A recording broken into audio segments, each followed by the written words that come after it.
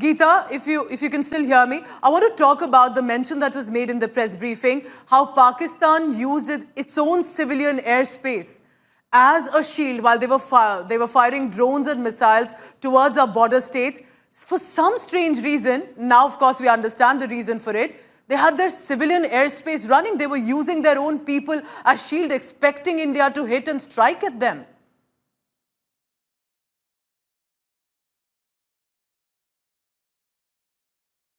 Geeta, I'll come back to you in just a short while. Sandeep, do you want to take that question? Because now, of course, we know that from Sialkot, Lahore, Islamabad, the civilian airspace has been shut, at least for the next few hours. But do you also see that as an attempt, using your own civilian airspace as a possible shield? And incredible work done by Indian Armed Forces to not react in haste, but to ensure that we had precision strikes at their air bases. Pooja, this is an extension of the Pakistan military's irresponsible actions, their reckless behavior, their utter disregard for civilian lives, whether it's on Indian soil or in Pakistani soil.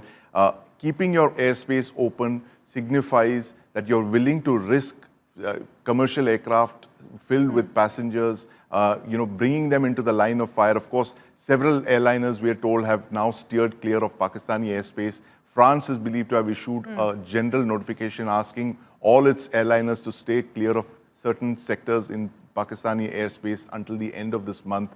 So these are the kind of restrictions that civilian airliners have been placing on their own carriers. But what does it tell you about the Pakistan state, the Pakistan military, where it's allowing these civilian airliners to fly because it provides a shield for their own activities against India?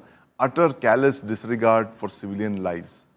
That's actually the reality of Pakistan, all coming now on evidence, on visuals. Geeta, if you can hear me, I want to take another question. This is on the sidelines of the press conference.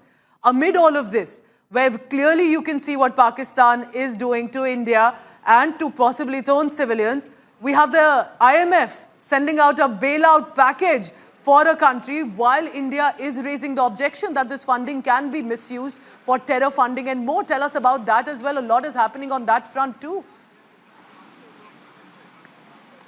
Well, the fact is that the IMF process, and they were going into that bailout, seeking that bailout yet again. This is the second tranche, Pooja.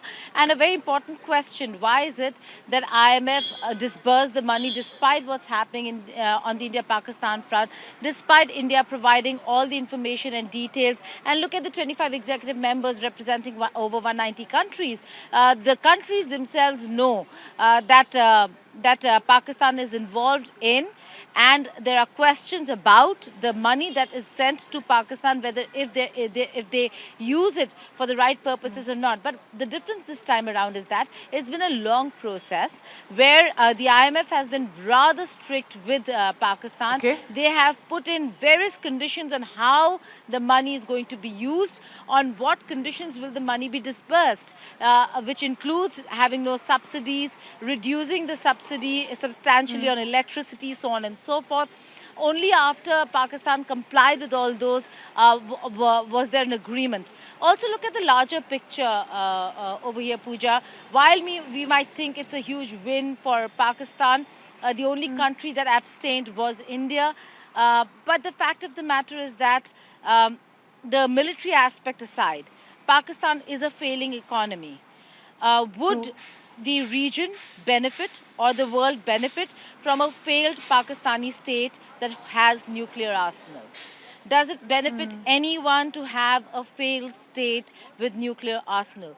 It doesn't, especially if it is economic destruction of a country where people are going to suffer. I suppose there was a lot that was taken into consideration. India very plainly saying that should you decide to give money, you should at least know where the money is going. Accountability is important. It is not important that, whether you're helping the country or not, because you need to help people of a country. But it's about accountability. So our objection, India's objection was on the fact that there has been no accountability. This is the sixth time, second tranche of the 2 billion, 1 billion already being given. And are they going to be held accountable for the money or not? That's the big question that they're asking. Accountability and transparency that we hope, yes, that will come with regard to Pakistan IMF bailout package. Geeta, requesting you to please stay on. Listen in now to that exact mention from the press conference of the Ministry of Defence and the External Affairs Ministry. 1:40 a.m., when most of us were fast asleep, possibly, that's when Pakistan hit our civilian and military targets, but they were unsuccessful because of our alert armed forces. That mention specific coming up. There were also several high-speed missile attacks noticed subsequently after 0140 hours in the night at several air bases in Punjab. In a deplorable cowardly act, targeting of civilian infrastructure also had taken place, where Pakistan attacked the Medicare Center and school premises at the air bases of Srinagar, Avantipur and Udhampur, yet again displaying irresponsible targeting of our civilian infrastructure. In a swift and calibrated response, Indian Armed Forces carried out precision attacks only on identified military targets. And the images that you see on your screen, it was also put out in the press conference to help debunk Pakistan propaganda saying India has suffered heavy damages, our air bases are running just fine.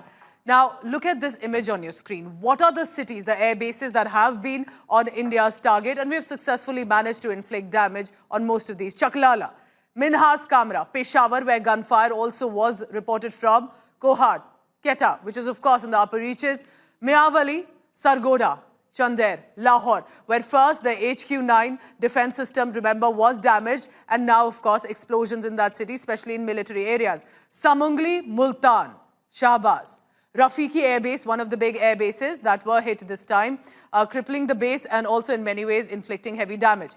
Farid, Bahawalpur. Now, Bahawalpur, of course, not as much a military base, but a terror camp. Sometimes you can, in fact, say it in the same sentence for Pakistan. Then Nawab Shah, Hyderabad, Faisal, Karachi, Masroor, Mirpur Khas. These are some of the areas where the bases have been on the target. But because of the kind of strike that took place, trying to target our schools, Medicare centers in Srinagar, Avantipura, of course, the attempts were foiled. Trying to attack our Punjab air base late into the night, of course, that failed. But it's a reminder of Pakistan, what it intends to do. Sandeep, can you